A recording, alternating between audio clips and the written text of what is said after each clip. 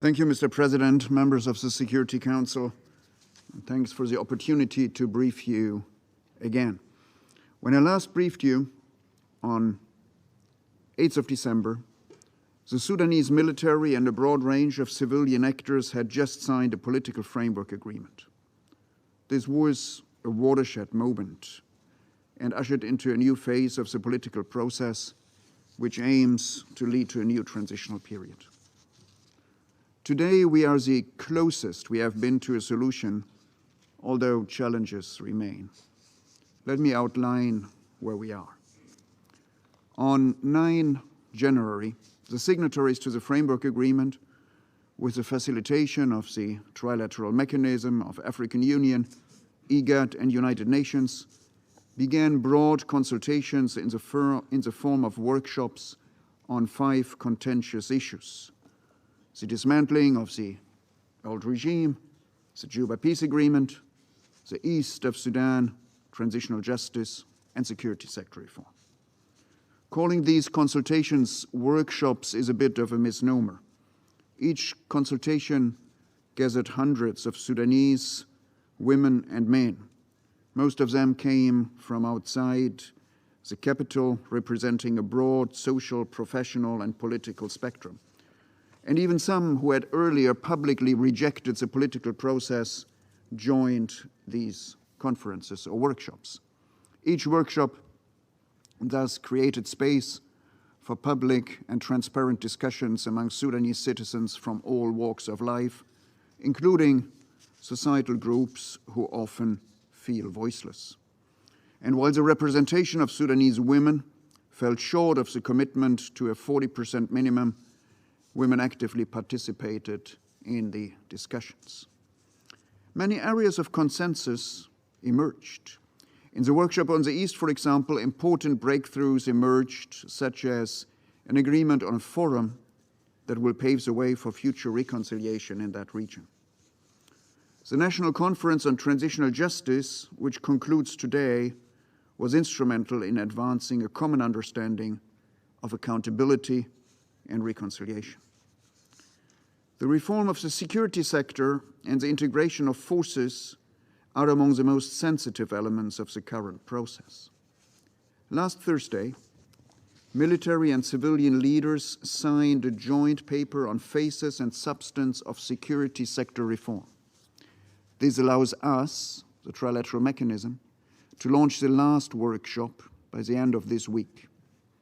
It will focus on feasible options for the reform of the security sector and the integration of the rapid support forces and armed movements into one national professional army. And it will hopefully come up with an initial roadmap for the implementation of these steps in the years to come.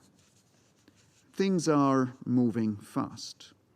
Yesterday, the military and civilian signatories met the trilateral mechanism, the Quad, and the European Union again to confirm their commitment to the process and speak about the next steps. Based on their understanding, we, the trilateral mechanism, convened a preparatory meeting at the Republican Palace, where these parties agreed to begin the drafting process for a final political agreement and a transitional constitution. They also established a committee to reach out to non-signatory parties and movements and on a timeline. The aim is to reach a final political agreement, agree on the constitution, and begin the formation of a civilian government before mid-April. This is ambitious, but it can be done with the necessary political will. We, the trilateral mechanism, remain encouraged by how little substantive differences there remain among the main actors. This includes the leaders of 2 major armed movements who are members of the current military-led government but have not signed the framework agreement and did also not participate in yesterday's meetings. Their main differences with the signatories is not about the structures of the transition or the next government, but they wish to ensure their own representation in it. Joining the process and voicing their demands through the final political agreement would be the best way to guarantee this. The process has been a truly Sudanese one. We, the United Nations, and our partners in the trilateral mechanism have been actively facilitating it, and we will continue to do so. General Burhan, the chairman of the Sovereign Council, and General Hemeti, the vice chair, have repeatedly stressed that they want to see this process through and hand over power to civilian government. Their commitment and the cooperation in recent weeks of military and civilian leaders to reach a solution is highly commendable. At the same time, we have been alarmed by rising tensions between the Sudanese army and the rapid support forces in recent weeks. I have appealed to both sides for urgent de-escalation, and I was encouraged by the decision to establish a joint security committee last week and their agreement on fundamental aspects of security sector reform and integration. Civilian parties will now have to swiftly finalize discussions on the mechanisms to select a prime minister and form a government. A transparent engagement with the public, with the youth on the street, and with those who have not or not yet entered the process is necessary to build legitimacy for the future government. Ladies and gentlemen, time is essential. And the scale of challenges facing the people and any new government are enormous. Humanitarian needs in Sudan are at record levels, with 15.8 million people, about a third of the population, requiring humanitarian assistance this year. High food prices and rising hunger remain a serious concern. Local conflicts, particularly in Darfur, Blue Nile, the South and West Kordofan, and mainly over access to and control of resources, continue to result in the killing, injury, and displacement of civilians. Over 16,000 people were displaced due to conflict between December last year and February 2023. Just in one incident, last December in Blail in South Darfur, intercommunal clashes claimed the lives of at least 15, injured another 47, and displaced nearly 13,000. Increasing interventions by the authorities managed to de-escalate these situations and broker cessation of hostilities. In several instances, investigations were also conducted, which is a welcome development. At the same time, the deployment of the joint security-keeping forces continues to be delayed. And we are also concerned about reports of sexual violence in the context of these conflicts, which must be investigated. The Permanent Ceasefire Committee continues its monitoring. Encouragingly, no ceasefire violations were reported since my last briefing. In my recent meeting with the Joint High Military Committee, they repeated their call for more international support and for UNITAMS to continue its role as chair of the ceasefire committees. Humanitarian access is still a critical concern, as are bureaucratic and administrative impediments that hinder effective operations of the United Nations and our NGO partners. We remain in continuous dialogue with the authorities to address these concerns, including on the issuance of visas for UN staff. Slower responses entail less support and less timely support for the people of Sudan. We also continue our dialogue with the government on the implementation of the national plan on the protection of civilians. The protests against military rule have continued, albeit in lower numbers and with less frequency. While the excessive use of force has decreased over time, a young protester was fatally shot by a police officer in Khartoum on 28 February. The immediate action taken by the authorities to investigate his death and lift immunity from prosecution of the officer was promising.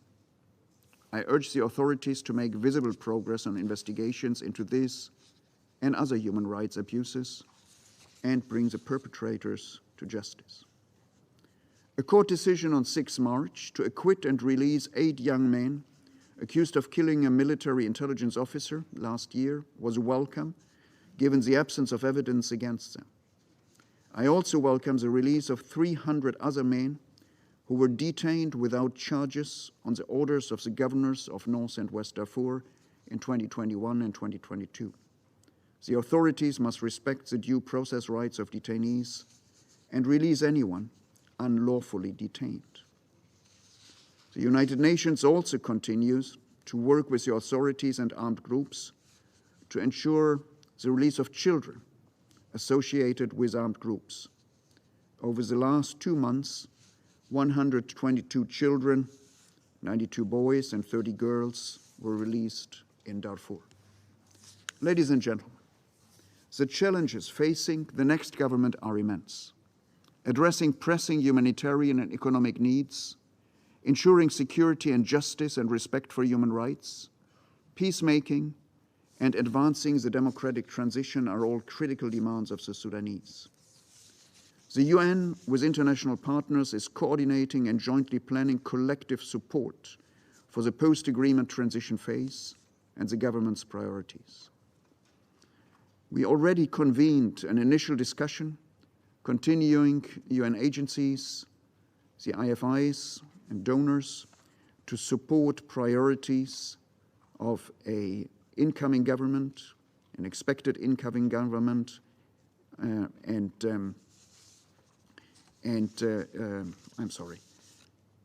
to support the priorities of an expected incoming government post-agreement. Excellencies, ladies and gentlemen, allow me to conclude by reminding us how far the Sudanese have come.